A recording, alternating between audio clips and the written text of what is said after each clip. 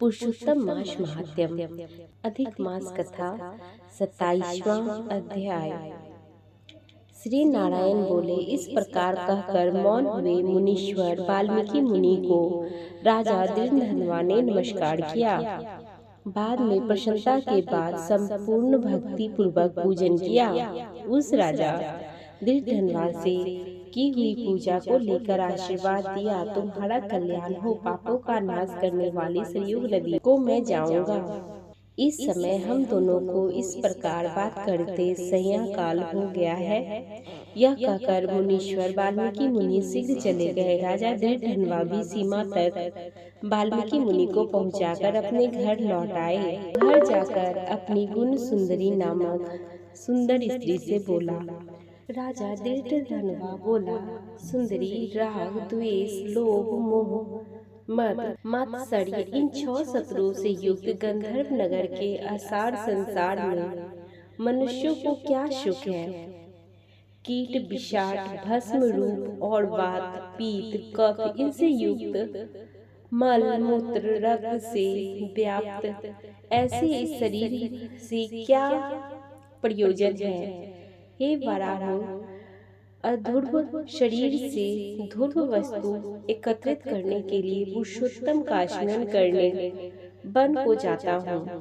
तब वह गुण सुंदरी ऐसा सुनकर विनय से नम्रता युक्त तथा शीघ्रता से हाथ जोड़कर अपने पति से बोली। गुण सुंदरी बोली, हे निरपते, मैं भी तुम्हारे साथ चलूंगी। पतिव्रता स्त्रियों के पति ही देवता है। जो स्त्री पति के जाने पर पुत्र के गृह में रहती है, वह स्त्री पुत्र बधू के अधीन हो पराई गृह में कुत्ते के समान रहती है। पिता सौफल देता है और भाई भी सौफल ही देता है।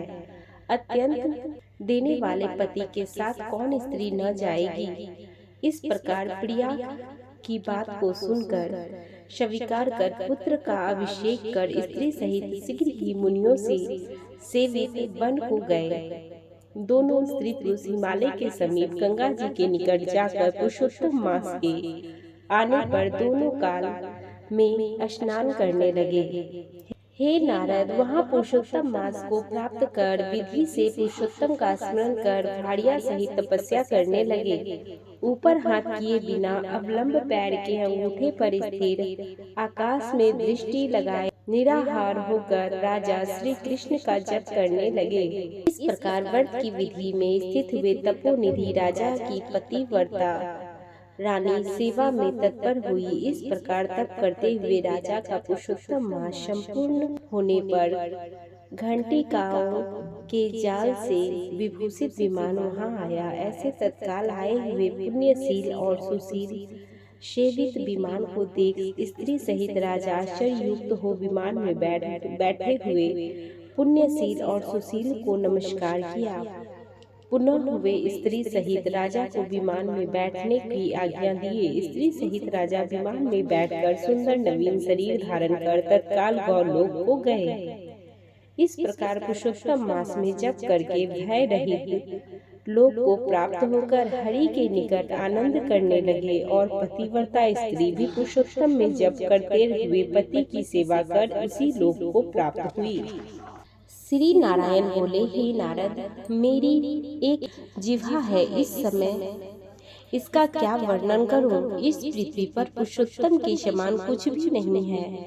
सहस्त्र जन्म में तप करने से जो फल प्राप्त होता है, वह फल पुरुषोत्तम के सेवन से पुरुष को प्राप्त हो जाता है। श्री पुरुषोत्तम मास में बुद्धि पूर्वक अथवा अबुद्धि पूर्वक किसी भी बहाने यदि उपवास, स्नान, दान और जप आदि किया जाए तो करोड़ों जन्म प्रयत्न किए पाप नष्ट हो जाते हैं। जैसे दुष्ट बंदर ने अद्भुत पूर्वक 3 रात तक पुरुषोत्तम मास में केवल स्नान कर लिया तो उसके जन्म के समस्त कुकर्मों का नाश हो गया और वह बंदर भी दिव्य शरीर धारण कर विमान पर बैठकर जरामर रहित गोलोक को प्राप्त हुआ। इसीलिए यह पुरुषोत्तम मास संपूर्ण मासों में श्रेष्ठ मास है, क्योंकि इसने बिना जाने ही पुरुषोत्तम मास में किए गए स्नान मात्र से दुष्ट मानव को हरि भगवान के समीप पहुंचाया। ओह आश्चर्य है, श्री पुरुषोत्तम मास की सेवा जो नहीं करने वाला है वे महामूर्ख है, वे धन्य है और कृत है तथा उनका जन्म सफल है। जो पुरुष पुरुषोत्तम मास की विधि के साथ स्नान, दान, जप, हवन, उपवास पूर्वक सेवन करते हैं। नारद मुनि बोले, वेद में समस्त अर्थों का साधन करने वाला मनुष्य शरीर कहाँ गया है, परंतु यह बानर भी ब्याज से पुरुषोत्तम मास का सेवन कर साक्षात मुक्त हो गया। हे तपोनिधि, संपूर्ण प्राणियों के कल्याण के निर्मित मुझसे इस कथा को कहिए। इस बानर ने 3 रात्रि तक स्नान कहाँ किया? यह बानर कौन है? आहार क्या करता था? उत्पन्न कहाँ हुआ? कहाँ रहता था? और श्री पुरुषोत्तम मास में ब्याज से उसको क्या पुण्य हुआ? यह सब विस्तार से सुनने की इच्छा करने वाले मुझसे कहिए। आपसे अमृत सेवन करते हुए मुझे तृप्ति नहीं होती है। श्री नारायण बोले, कोई केरल देश का अत्यंत लालची, शहद की मक्खियों के समान धन में प्रेम रखने वाला, सर्वदा धन के संचय करने में तत्पर रहने वाला ब्राह्मण था। उसी कर्म से लोगों में कदर्य नाम से प्रसिद्ध था। उसके पिता ने भी प्रथम उसका नाम चित्र शर्मा रखा था। उस कदर्य ने सुंदर अन्न, सुंदर वस्त्र का किसी समय उपभोग नहीं किया। उस कुबुद्धि ने अग्नि में आहुति, पितरों का श्राद्ध भी नहीं किया, यश के लिए कुछ नहीं किया और न आश्रित वर्ग का पोषण भी नहीं किया। अन्याय से धन को इकट्ठा कर पृथ्वी में गाड़ दिया। माघ मास में उसने कभी तिल दान नहीं किया, कार्तिक मास में दीप दान नहीं किया, ब्राह्मणों को भोजन नहीं कराया, वैशाख मास में धान्य का दान नहीं किया और वैदिक पात योग में सुवर्ण का दान नहीं किया, वैदघृत योग में चांदी का दान नहीं किया। ये सब दान कभी सूर्य संक्रांति काल में भी नहीं किया था। चंद्र ग्रहण, सूर्य ग्रहण के समय न जप किया, न अग्नि में आहुति दी। सर्वत्र नेत्रों में आंसू भरकर दीन वचन कहा करता था। वर्षा, वायु, ताप से दुखित, दुबला और काले शरीर वाला वह मूर्ख सर्वदा धन के लोभ से पृथ्वी पर घूमता रहता था। कोई भी इस पामर को कुछ देता था। इस तरह बार बार करता हुआ गौ के दोहन के समय तक कहीं भी ठहरने में असमर्थ था। लोक के प्राणियों के धिक्कारने से जला हुआ और उदिक मन होकर घूमता रहता था। उसका मित्र कोई बनेचर वाटिका का मालिक था। उस कदर्य ने उस माली से बार बार रोते हुए अपने दुख को कहा।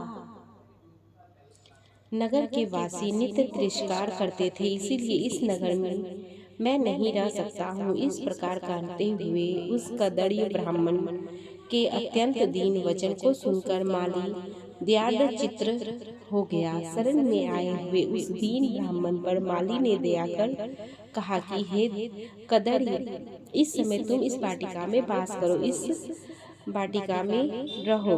वह कदर्य उस माली के वचन को सुनकर प्रसन्न होकर उस वाटिका में रहने लगा।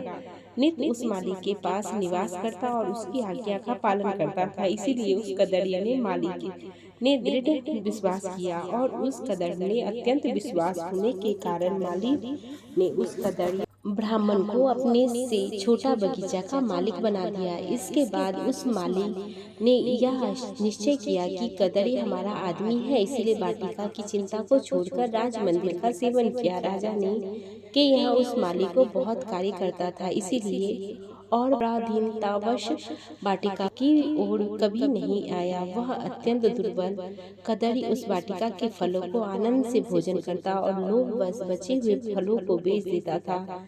निर्भय पूर्वक उस बगीचे के फलों को बेचकर सब धन स्वयं ले लेता था।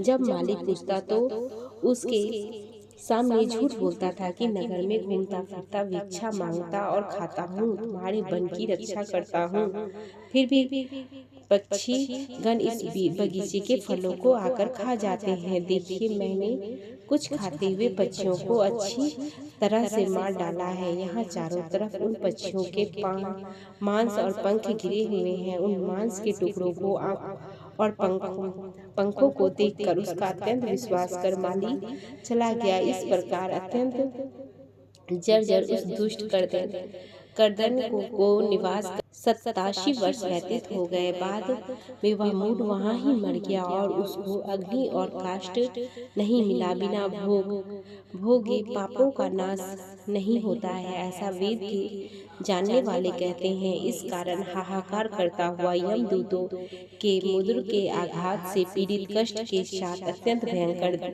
दीर्घ मार्ग को गया। पूर्व में किए हुए कर्मों को स्मरण करता हुआ, प्रलाप करता हुआ तथा बुद्धित अक्षरों में कहता हुआ कि अहो आश्चर्य है, मुझ दुष्ट कदर के अज्ञान को देखिए।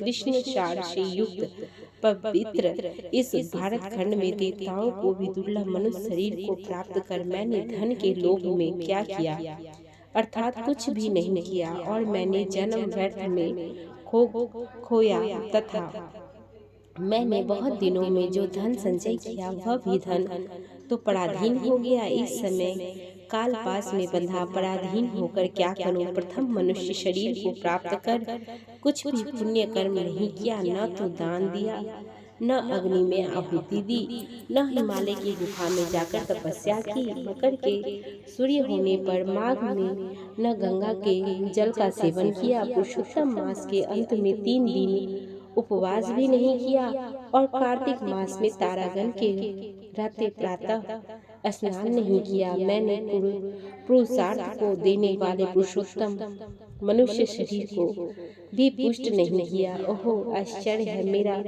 संचलित धन पृथ्वी में निरर्थक गड़ा रह गया। दुष्ट बुद्धि होने के कारण जीवन जीवन को कष्ट दिया, और मैंने जटाल अग्नि को कभी भी अन्न से तृप्त नहीं किया। किसी पर्व के समय भी उत्तम वस्त्र से शरीर को आच्छादित नहीं किया, न तो जाति के लोगों को, न बांधवों को, न स्वजनों को, न बहनों को, न दामाद को, न कन्या को, न माता पिता को, न छोटे भाई बहनों को, न पतिव्रता स्त्री को, न ब्राह्मणों को प्रसन्न किया। इन लोगों को एक बार भी मिठाई से कभी तृप्त नहीं किया। इस प्रकार विलाप करते हुए इस करदेव को यमदूत यमराज के समीप ले गए। उसको देखकर चित्रगुप्त ने उसके पाप पुण्य को देखा और अपने स्वामी धर्मराज से कहा, हे महाराज, यह ब्राह्मणों में अधम कृपण है, धन के लोभी दुष्ट करदन का कुछ भी पुण्य नहीं है। वाटिका में रहकर इसने बहुत पाप किया है। माली का विश्वास पात्र बनकर साक्षात स्वयं फलों को चुराया, और जो पके हुए फल थे उनको खाया, और जो खाने से बचे हुए थे उनको इस दुष्ट ने धन के लोभ में बेच डाला। एक तो फलों की चोरी का पाप, दूसरा विश्वासघात का पाप। हे प्रभु, ये दोनों पाप इस कृपण में अत्यंत उग्र है, और भी इसमें कई प्रकार के अनेक पाप हैं। श्री नारायण बोले। इस प्रकार ब्रह्म के पुत्र चित्रगुप्त के वचन को सुनकर अत्यंत क्रोध से युक्त धर्मराज ने कहा, यह करदेव 1000 बार वानर योनि में जाए, और विश्वासघात का फल इसको बाद में मिलेगा। इस प्रकार पुरुषोत्तम मास महात्म्य में श्री नारायण नारद संवाद रूप करदेवोपाख्यान वर्णन नामक 27वां अध्याय संपन्न हुआ। नमस्कार।